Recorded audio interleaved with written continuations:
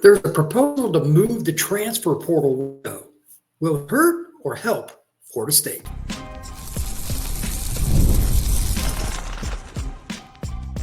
You are Locked On Seminoles, your daily podcast on the Florida State Seminoles. Part of the Locked On Podcast Network, your team every day. Welcome back into Locked On Seminoles. I am your host, Brian Smith, longtime college football recruiting analyst and writer. Thank you for making Locked On Seminoles your first listen each and every day. Today's show is brought to you by FanDuel. From the first whistle to the final drive, FanDuel makes the NFL playoffs even more exciting. Right now, new customers can bet $5 and get $300 in bonus bets if you win your first bet. Visit FanDuel.com to get started. Today's going to be a short show as I'm on my way to Miami to watch the Battle 7-on-7 tournament. And I have one theme for you today and a question. That question is very simple. Would moving the transfer portal window from December to January impact Florida State anyway at all? And basically, is it going to help or hurt? There's a lot of discussion about doing this, and there's also talk about having only transfers in the spring, et cetera. There's a lot of different proposals. But the big one is moving it to January. So everything isn't clogged up right at the end of the regular season with the championship games and the ACC, the SEC, Big Ten, et cetera, all playing. And I get it. It would have some hiccups, but there is no perfect realm to work in for all programs because every school has different enrollment dates for the second semester in January.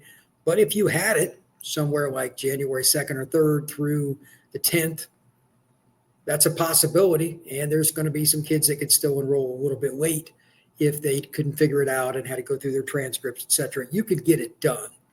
But the original question is still the one that's most important. Does this help or hurt Florida State? Here's why I ask. Right now, Norvell and many members of his staff are on the road. Today, they were in Louisiana quite a bit. They just offered one of the top players in the state at offensive line and a quarterback. They're both underclassmen. Two of the best players in the country are both from Baton Rouge, ironically. Florida State went to visit them. If you're focusing on recruiting, that's great. That's what Florida State needs to be doing, high school recruiting. We've talked about that numerous times here at Locked On Seminoles. But if you add the portal window, then you would also be able to finish your cycle for the original recruiting class, which is the first Wednesday in December, without worrying about the portal right then. You would be able to get through your season. And if you're getting ready for a bowl game, et cetera, you would have at least more time. So moving it to that window in January, the season's over. I think it's a win for all teams just from that perspective, but it's still about your coordination on whether or not it helps your program. And this is what Florida State has to do better than other schools. It's about execution. How do you find the players that you need, especially the ones that you're not aware are going to enter the portal a lot of times? Let's be honest. That's what happens. These kids know where they're going prior to getting in the transfer portal. But Florida State has to find a way to maximize their manpower on the road.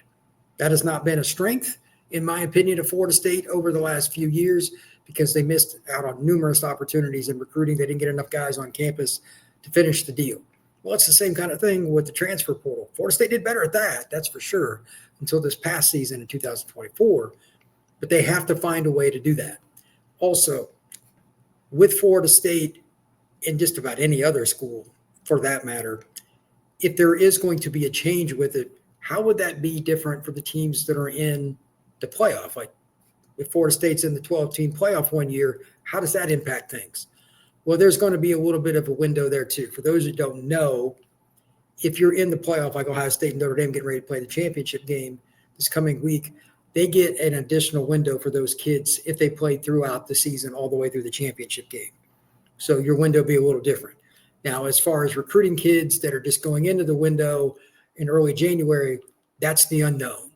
The elite teams, in my opinion, you can overcome it because really good players want to play for elite teams. So I think they would wait, and they'd still have some communication, although they wouldn't have necessarily as much as a team that didn't have anything else that other than a regular bowl game and finished in late December or on January 1st. But I don't think that's going to matter that much. So one last time, do you think Florida State staff would benefit from this? Or would they lose from the portal moving from December to January? Because this is one of the proposals.